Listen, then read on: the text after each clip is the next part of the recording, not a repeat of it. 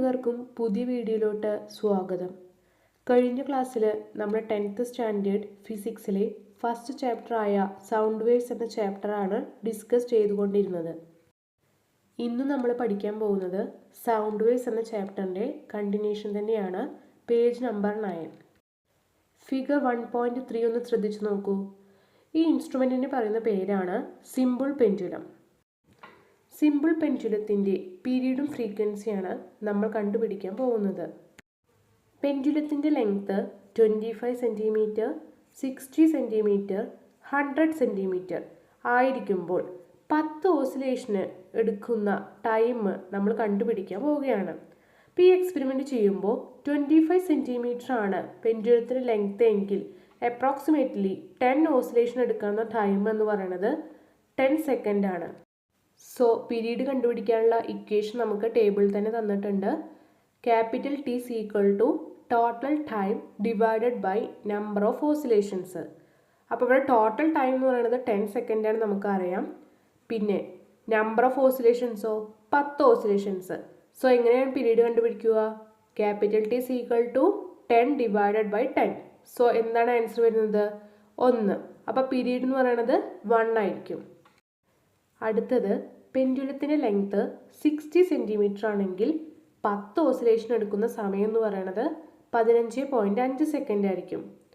അപ്പോൾ നമ്മൾ എങ്ങനെയാണ് പീരീഡ് കണ്ടുപിടിക്കുക? നമുക്കറിയാം പീരീഡ് കണ്ടുപിടിക്കാനുള്ള ഇക്വേഷൻ എന്ന് പറയുന്നത് total time divided by number of oscillations ആണ്. നമുക്കറിയാം ടോട്ടൽ ടൈം എന്ന് പറയുന്നത് 15.5 സെക്കൻഡ്. നമ്പർ ഓഫ് ഓസിലേഷൻസോ 10 ഓസിലേഷൻസ്. സോ നമുക്ക് ആൻസർ എന്താ കിട്ടുക? 1.55. അടുത്തത് സിമ്പിൾ പെൻഡുലത്തിൻ്റെ ലെങ്ത്ത് 100 സെൻറ്റിമീറ്റർ ആണ്. നമുക്കറിയാം എത്ര ഓസിലേഷൻസ് ആണ്? 10 ഓസിലേഷൻസ്. സോ നമ്മൾ പീരീഡ് കണ്ടുപിടിക്കുക എന്താണ് equation? Total time divided by number of oscillations. So നമുക്ക് പീരീഡ് കിട്ടുന്നത് 20 ഡിവൈഡഡ് ബൈ 10. സോ ആൻസർ എത്രയാണ്? 2 ആണ് ആൻസർ. ഇതിൽ നിന്നും നമുക്ക് മനസ്സിലാവുന്നത് സിമ്പിൾ പെൻഡുലത്തിൻ്റെ ലെങ്ത്ത് കൂടുന്നതനുസരിച്ചിട്ട് പീരീഡിന് എന്താണ് സംഭവിക്കുന്നത്? പീരീഡ് കൂടുകയാണ് ചെയ്യുന്നത്. നെക്സ്റ്റ് നമ്മൾ കണ്ടുപിടിക്കാൻ പോകുന്നത് ഫ്രീക്വൻസിയാണ്. ഫ്രീക്വൻസി കണ്ടുപിടിക്കാനുള്ള ഇക്വേഷൻ ടേബിൾ തന്നെ കൊടുത്തിട്ടുണ്ട്. Small F is equal to number of oscillations divided by time. Simple പെൻഡുലത്തിൻ്റെ ലെങ്ത്ത് 25 സെൻറ്റിമീറ്റർ ആണെങ്കിൽ നമ്മളിപ്പോൾ ഫ്രീക്വൻസി കണ്ടുപിടിക്കാൻ പോവുകയാണ്. So F is equal to number of oscillations divided by time. ഇവിടെ നമുക്കറിയാം എത്ര ഓസിലേഷൻസ് ആണ്? 10 ആണ് നമ്പർ ഓഫ് ഓസിലേഷൻസ്. ടൈം നമുക്കറിയാം 10 second. So F is equal to 10 divided by 10 equal to എന്താണ്? 1. നെക്സ്റ്റ് പെൻഡുലത്തിൻ്റെ ലെങ്ത്ത് 60 സെൻറ്റിമീറ്റർ ആണെങ്കിൽ ഫ്രീക്വൻസി എങ്ങനെ കണ്ടുപിടിക്കാം? Frequency is equal to number of oscillations നമുക്കറിയാം 10 ആണെന്ന്. ടൈമോ 15.5 second. So F is equal to 10 divided by 15.5. എന്താണ് ആൻസർ? കാൽക്കുലേറ്റ് ചെയ്യുമ്പോൾ 0.64 ആയിരിക്കും ഫ്രീക്വൻസി. നെക്സ്റ്റ് പെൻഡുലത്തിൻ്റെ ലെങ്ത്ത് 100 സെൻറ്റിമീറ്റർ ആണെങ്കിൽ ഫ്രീക്വൻസി എങ്ങനെ കണ്ടുപിടിക്കാം? Frequency is equal to number of oscillations by time. ഇവിടെ നമ്പർ ഓഫ് ഓസിലേഷൻസ് 10 ആണ്. ടൈം എന്ന് പറയുന്നത് എത്രയാണ്? 20 second. So F is equal to 10 divided by 20. Answer എത്ര വരും? 0.5. ഈ കാൽക്കുലേഷൻസ് ഒന്നും എക്സാമിന് വരുന്നില്ല. പക്ഷെ നിങ്ങൾ മനസ്സിലാക്കേണ്ടത് പീരീഡും ഫ്രീക്വൻസിയും ലെങ്ത്തുമായി ബന്ധപ്പെടുമ്പോൾ ലെങ്ത്ത് കൂടുന്നതനുസരിച്ചിട്ട് പീരീഡിന് എന്താണ് സംഭവിക്കുന്നത്? കൂടുന്നു, ഇൻക്രീസ് ചെയ്യുന്നു. എന്നാൽ ലെങ്ത്ത് കൂടുന്നതനുസരിച്ച് ഫ്രീക്വൻസിക്ക് എന്ത് സംഭവിക്കുന്നു? കുറയുന്നു. അത് ഇൻവേഴ്സ്ലി പ്രപ്പോർഷനിലാണ്. ടെക്സ്റ്റ് ബുക്കിൽ ഒരു ഡെഫിനേഷനായി കൊടുത്തിട്ടുണ്ട്. When the length of the pendulum increases frequencies decreases. പെൻഡുലത്തിന് ലെങ്ത്ത് കൂടുന്നതനുസരിച്ചിട്ട് ഫ്രീക്വൻസി കുറയുന്നു. ടെക്സ്റ്റ് ബുക്കിലെ ക്വസ്റ്റ്യൻ ആണ്, what is the relation between period and frequency? നമ്മളുടെ ഈ എക്സ്പെരിമെൻറ്റ് വഴി നമുക്ക് മനസ്സിലാക്കാൻ പറ്റിയത് എന്താണ്? സിമ്പിൾ പെൻഡുലത്തിൻ്റെ ലെങ്ത്ത് കൂടുന്നതനുസരിച്ചിട്ട് പീരീഡ് എന്ത് സംഭവിക്കുന്നു? കൂടുന്നു, ഇൻക്രീസ് ചെയ്യുന്നു. എന്നാൽ ഫ്രീക്വൻസി എന്ത് ചെയ്യുന്നു? കുറയുന്നു. സോ നമുക്ക് ഇക്വേഷൻ എഴുതാം. എഫ് ഇസ് ഈക്വൽ ടു എന്താണ്? 1 ഡിവൈഡഡ് ബൈ ടി. അതായത് ഫ്രീക്വൻസി കൂടുമ്പോൾ പീരീഡ് കുറയുന്നു. Then we are going to the next page. Next പേജിൽ യെല്ലോ ബോക്സിൽ കൊടുത്തിരിക്കുന്നത് നേരത്തെ നമ്മൾ പറഞ്ഞ ഫ്രീക്വൻസിയും പീരീഡും തമ്മിലുള്ള റിലേഷനെ പറ്റിയിട്ടുള്ള ഇക്വേഷനാണ്. frequency f is equal to 1 divided by period capital T. ഇവിടെ പറഞ്ഞിട്ടുണ്ട് as the period increases frequency decreases.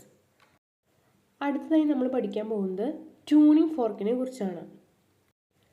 സ്ക്രീനിൽ കൊടുത്തിരിക്കുന്ന പിക്ചറാണ് ട്യൂണിംഗ് ഫോർക്ക്. ഈ ട്യൂണിംഗ് ഫോർക്കിനെ വൈബ്രേറ്റ് ചെയ്യുമ്പോൾ അത് സൗണ്ട് പ്രൊഡ്യൂസ് ചെയ്യുന്നു. ഈ ട്യൂണിംഗ് ഫോർക്ക് വൈബ്രേറ്റ് ചെയ്യുന്നത് അത് അതിൻ്റെ സ്വന്തം ഫ്രീക്വൻസി ഉപയോഗിച്ചിട്ടാണ്. ടെക്സ്റ്റ് ബുക്കിൽ ഡെഫിനേഷൻ കൊടുത്തിട്ടുണ്ട്. When an object vibrates freely it vibrate in its innate frequency. This is the natural frequency of the object. ഒരു ഒബ്ജക്റ്റിൻ്റെ നാച്ചുറൽ ഫ്രീക്വൻസി എന്ന് പറയുന്നത് ആ ഒബ്ജക്റ്റ് ഫ്രീലി വൈബ്രേറ്റ് ചെയ്യുമ്പോൾ ഉണ്ടാകുന്ന ഇന്നേറ്റ് ഫ്രീക്വൻസിനെയാണ് എന്തെന്ന് പറയുന്നത്, ആ ഒബ്ജക്റ്റിൻ്റെ നാച്ചുറൽ ഫ്രീക്വൻസി എന്ന് പറയുന്നത്. When an object vibrates freely it vibrate in its innate frequency.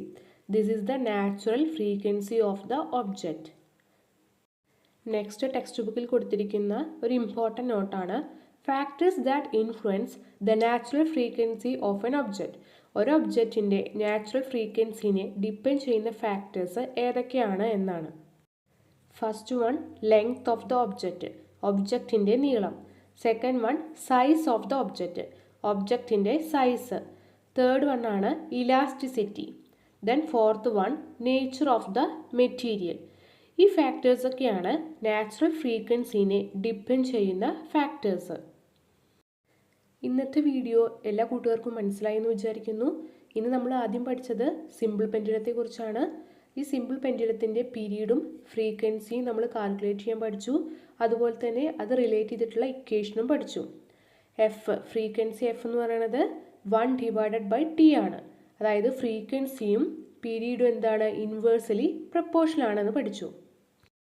Next നമ്മൾ പഠിച്ചത് ട്യൂണിംഗ് ഫോർക്കിനെ കുറിച്ച് പഠിച്ചു. അതിലെ നാച്ചുറൽ ഫ്രീക്വൻസി എന്താണെന്നുള്ള ഡെഫിനേഷനും പഠിച്ചു. ദെൻ നാച്ചുറൽ ഫ്രീക്വൻസിനെ ഡിപ്പെൻഡ് ചെയ്യുന്ന ഫാക്ടേഴ്സിനെ കുറിച്ചും പഠിച്ചു. ഇന്നത്തെ ഈ വീഡിയോ എല്ലാ കൂട്ടുകാർക്കും യൂസ്ഫുൾ ആയി എന്ന് വിചാരിക്കുന്നു. എല്ലാ കൂട്ടുകാരും മറക്കാതെ തന്നെ ഈ ചാനൽ സബ്സ്ക്രൈബ് ചെയ്യുക. അതുപോലെ തന്നെ ഈ വീഡിയോ നിങ്ങളുടെ കൂട്ടുകാർക്ക് ഷെയർ ചെയ്യുക. താങ്ക്